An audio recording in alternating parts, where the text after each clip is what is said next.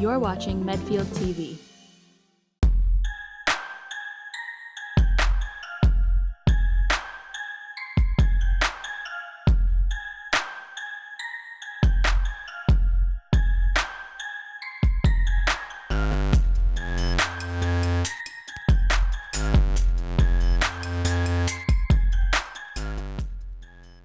My name's Jim Sano, and I was born in Lynn, Massachusetts, to first-generation Irish and Italian parents, and there's 5 children in the family, and we're all very close now.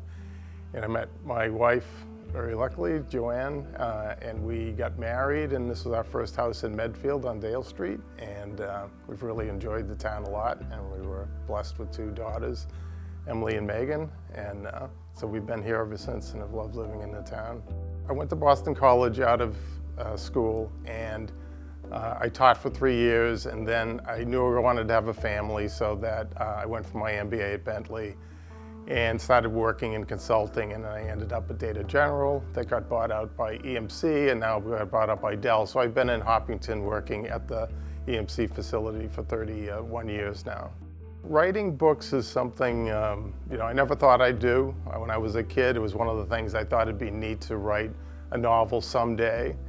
And for many years, I tried to think of a story, and none really clicked. And busy with family and work and everything. And about 5 or 6 years ago, I started playing with this story that seemed to stick, and the characters grew, and the story grew. And I knew I wanted to write a story that would make a difference in people's lives. The book is called The Father's Son. It's about a 39-year-old sales executive at a storage company in Boston. I work for a storage company, so there was some connection there. And he's pretty much got it all. So when you read about him initially, it's like you couldn't imagine a better life.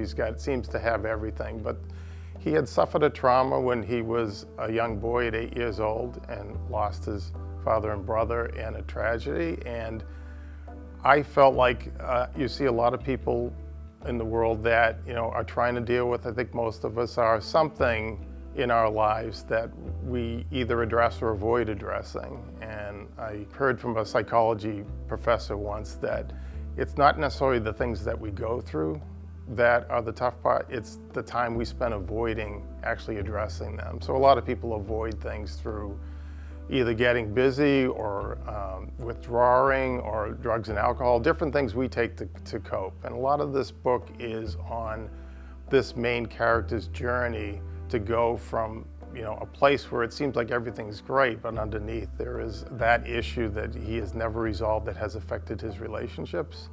And there's an unexpected friendship that develops with someone, and with that person he's able to take this journey from this brokenness that's underneath to the wholeness at the end that comes. And that was really the driving force for me, is what it really takes to go through the uncomfortable process sometimes of getting to the truth and getting to a place where you can now accept yourself as worthwhile, and you can have relationships in a full way we were meant to have them. He's 39, so he's kind of halfway there in life, so the time when a lot of people reflect. When I was growing up, there was a few things that really stood out to me when I was a younger person. One was I would sit sometimes with some of the older people in the neighborhood, and they'd around 70 years old, and they would often talk about regrets they had in life. They would look back at the priorities they selected versus the ones they wish they had, the relationships they wish they had in their family with their kids or their spouse. And I never wanted to look back at that age and say I had those regrets. My mother had MS, and she was bedridden for 25 years. She had a very strong faith. And instead of complaining about it, she had a smile every day. She said, okay, I guess my job is something different than I thought going forward. So everyone that came to visit her, she would greet with a smile, and she would look them right in the eye and make a difference in their lives. So watching her faith make such a difference in her life made a great impression on me. My father's faith was kind of like because my mother, when he was tagging along or whatever. So I really got that from her. And I started thinking about, if God really exists. Either he means everything or nothing. So really God in the center for me is what makes everything else around it make sense. And after that, family definitely comes next, and friends and stuff like that. So my job is something I work very hard at. I was taught as a young person to work hard. My father had us building walls and patios and everything to keep us busy, learn how to work hard. But it's never been the priority in life. It's you go to work and do a great job, but these other things seem to rise to the top for me. A lot of this book is about having that second chance to have the life where you can have those connections and have priorities that really free you to be the kind of person I think you were created to be. Against his instincts, David entered the rear of the small wooden church and gazed beyond the vacant pews to the granite altar, the crucifix, and the stations of the cross depicted down each side. The silence of the empty church settled over him, and the dim glow of light entering through the multicolored stained glass windows summoned an inner solace he struggled to resist. He breathed deeply and exhaled, letting go of the emotions of what he had to face. The faint aroma of the burnt wax candles drew his attention to the alcove to his left, to the very spot he had stood as a young boy more than 30 years ago. Now standing before the wood-carved statue of Mary, he could feel his 8-year-old hand securely in his father's rough but gentle grip. He was looking at Mary's gentle gaze as his father spoke. "David, whenever you're lost or need to be strong, always think of Mary. She trusted in God's plan for her. She knew he would give her the guidance and strength she would need to follow it." He tensed. How had his father dared to lecture him about trust? Anger shivered through him and shattered the church's spell. With 3 long strides, he rushed outside, blinded momentarily by the intense sunlight. His father had taken him to the church before they were to travel home, and little did he know it would be one of the last times he would ever see him. I started doing a lot of research. So I spent about 5 years researching the book. And the story just started to grow in my mind in a way that it felt like it was right. But I hadn't really written before, so I was a little nervous about starting. I had heard about a lot of the difficulties for writers just struggling over each word of a sentence, and I was really pleasantly surprised when I sat down and started to write, and found it to be one of the funnest things I'd ever done in my life, to just let the story kind of go and characters show up. Different scenes come to it. It's like the story, I knew where I wanted to go with the story, but the just writing and going with it was just tremendously fun to do. The hard part was then spending the next 3 years editing, and getting it down. When I brought it to the first editor, they congratulated me for writing a 750-page book, and they said, "There's a gem in here. Now let's get to work at, tightening it up and taking out a lot of the stuff that's great for me to know, but not necessarily for the reader to go through." So there's a process over time really to get it to where it is today. I'm very happy with that process. It was hard at first, taking pieces out and losing characters and losing scenes that I enjoyed writing. But I ended up with a book, I think, that was a much better product and something that was much more readable, so it was a great process. My family's been great. When I wrote the first draft, like I said, it was probably this pile high. It was about 750 pages, and I found, my family and friends, there were about 13 people that were willing to sit down and read through it and give me feedback. I might think something's great, but hearing it from someone else. Now, your friends and family are going to be very gentle in terms of the response. They weren't all gentle about it, but they were all very encouraging. They loved it. I had my younger brother, a year younger than me, he said, "You should get this published." And that kind of just struck me that he enjoyed it that much. He read it in 4 days nonstop. Something like that, even though it's someone close to you and they're going to say something, I think, encouraging. He said it with such conviction, it made a big difference. My wife has done the first edits a lot, so she's done a ton of work in, getting it to a point where I can send it to an editor so that I can take a lot of my learned grammar out of it and make it sound much more readable. And then working with the actual editor that spent time with the book ended up being more of a mentor along the process, really encouraging me, connecting me with potential publishers, taking time to endorse the book.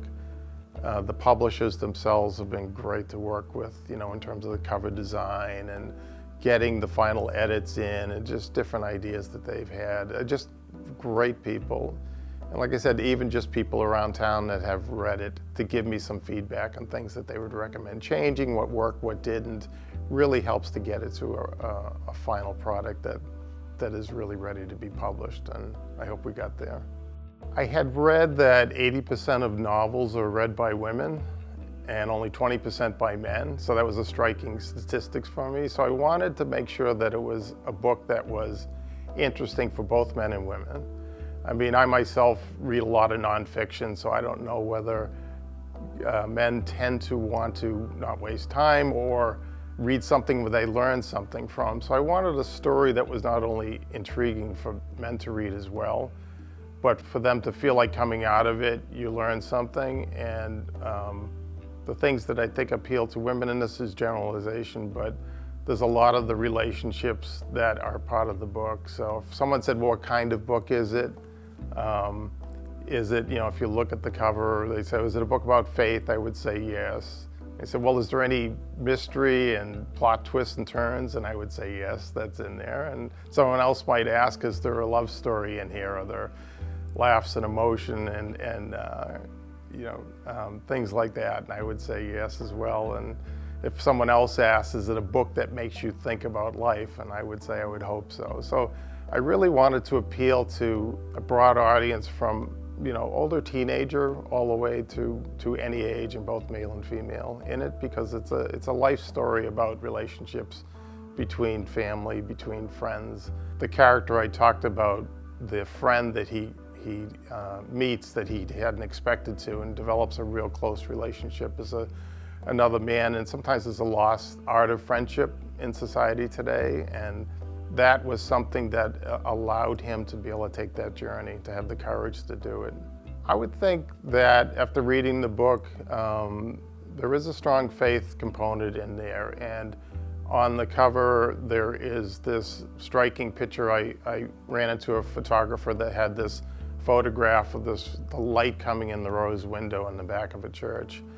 And the rose window is kind of a symbol of a well-ordered life. So what do you put in the center that makes everything else work? Sometimes we put ourselves in the center, sometimes we put material things or accomplishments and things like that. So as I mentioned, the priorities in life, for me, it's always been putting God in the center, and then family next for me, so my wife and 2 daughters and my extended family. And then the friends and I think the love and the difference we make in other people's lives. So I think that type of, looking at life and saying, have I really aimed at the things that where I can make a difference, and in return I can live a life that's full. So I think that's kind of a key theme to the book. I think the friendship that David Kelly is the main character, and he has a friendship with Tom Fitzpatrick, and the road they take together to develop that trust, to be able to reveal yourself to someone. There's always parts of ourselves that we tend to hide. We don't want to let, some people see the ugly sides of ourselves, and sometimes we don't even know that ourselves. But when you have a friendship with someone that you can feel totally free and comfortable to take that road, to really look at yourself.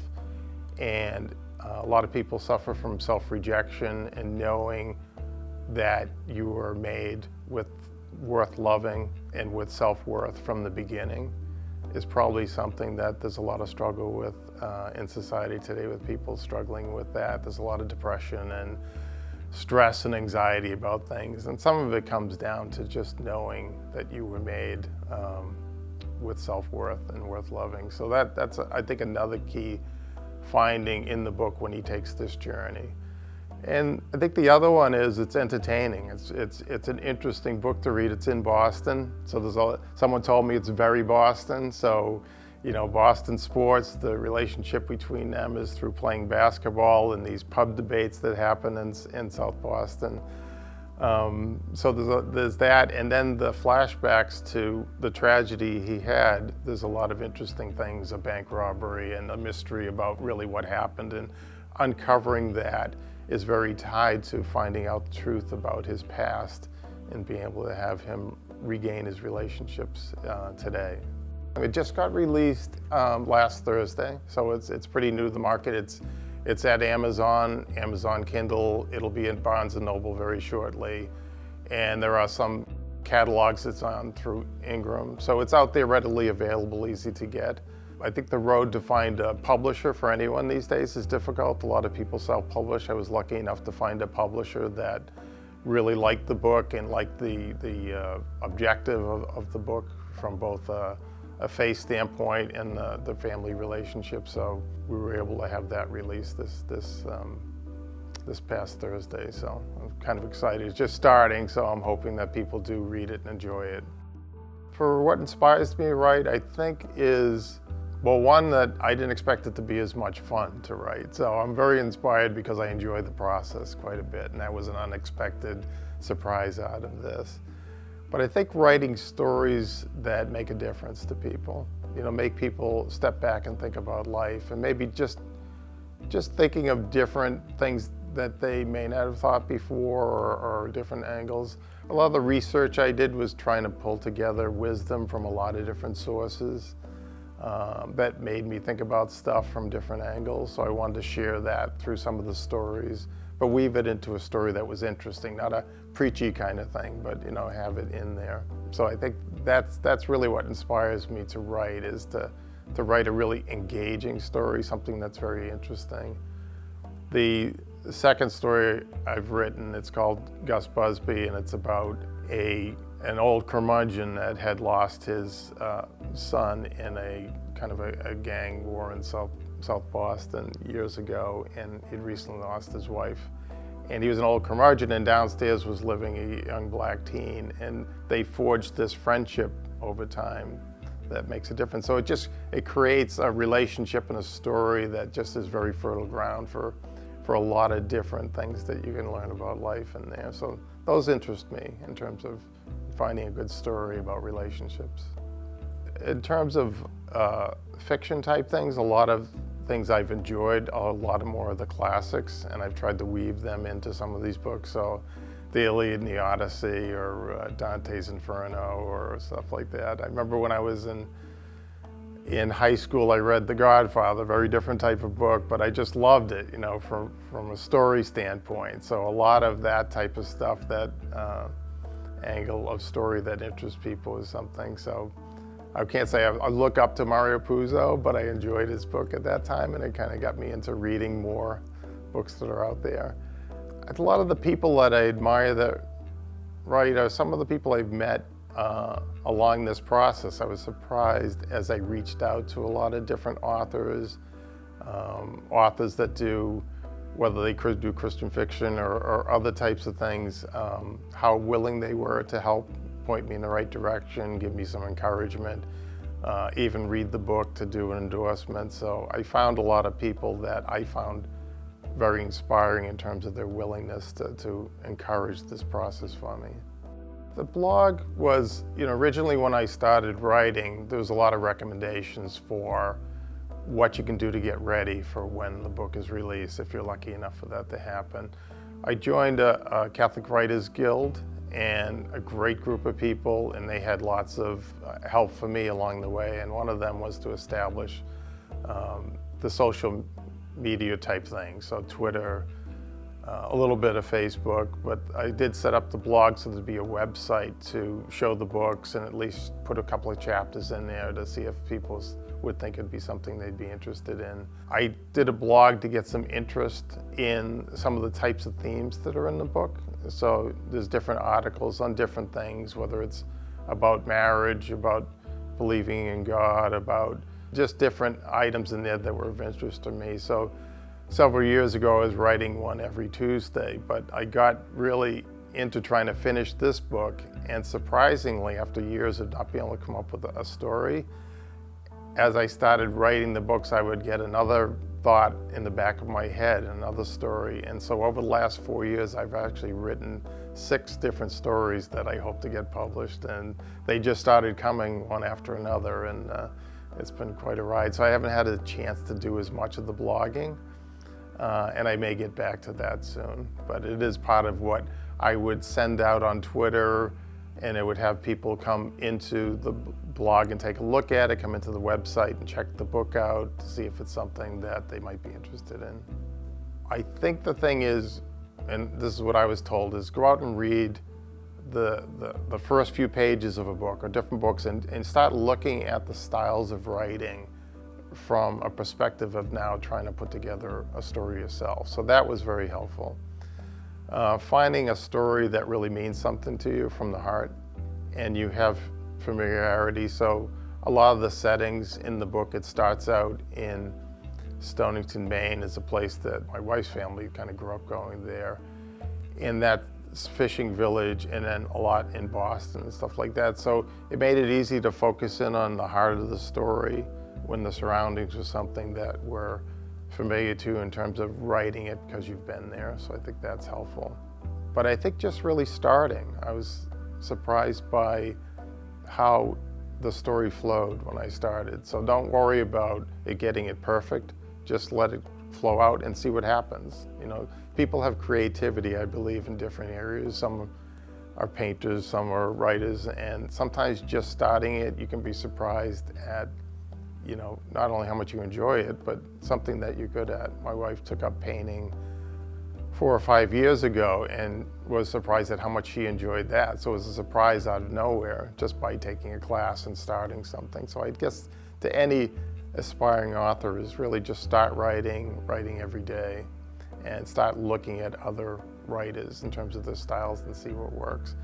There's a lot of good websites out there for advice. Jane Friedman has a website and she goes through the whole process of how to write the book, how to find an editor, how to write your letters of introduction to publishers and things like that. So there's a ton of information on the internet as well for guiding, I think, new writers. And the last one's probably joining a writers guild. You know, you can start writing your book and there'll be a bunch of people in that guild.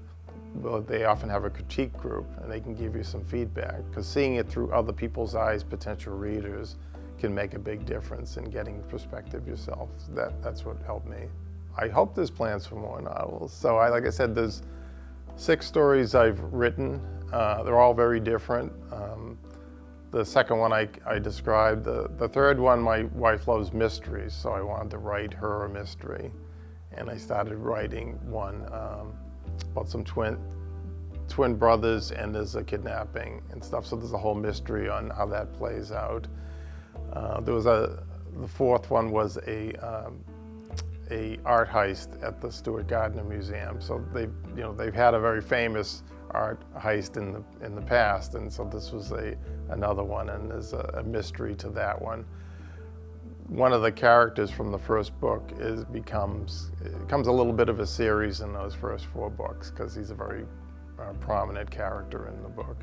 Then I wrote a kid's kind of adventure book, not quite a Harry Potter, but something like that, called The Journey. And the last one is down on the border of Texas. So they're very different, and I don't know where the ideas come from. They start popping in my head as I'm finishing one, and another one comes up, and I keep trying to tell myself to stop, but I guess once you start, the ideas start flowing. So I'm hoping I have the second book at a publisher to take a look at to see if they think it's strong enough to see if we could publish that down the road. And so just hoping for good luck there. The book is on Amazon, so you can look it up under Jim Sano. Comes up the fastest, or The Father's Son with my name comes up faster. It's starting to come up as more people have looked at it, so that was good to see. The blog is www.jimsano.com, and so there's some blogs in there, and some of the you can read some chapters for either of the books that are in there. And I'm also on Twitter. I guess my hope is that for some of the readers, they not only enjoy the story, but it made them think about things and help them with different things in their lives. To give them perspective, like I said, I tried to do a lot of research in not only the faith-based aspects of the book, but in relationship type stuff, and Also psychology. There's a lot of things that present roadblocks that make it difficult for us to get over. We have a tendency to want to resist the uncomfortable part of growing, and I learned a lot through some courses there that I shared. So if any of that is helpful to people, if they read the book and not only enjoyed it but learned something from it, that would mean a lot, I think, to me, that in terms of what I'd like to accomplish.